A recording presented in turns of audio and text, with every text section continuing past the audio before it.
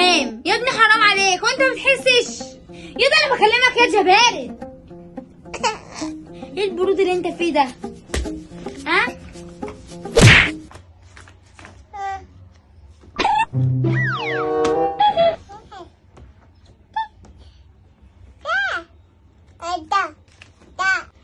عليه بجاحة مش في حد. انا بقى هوريك. انت عايز كده عيب، عيل مش محترم.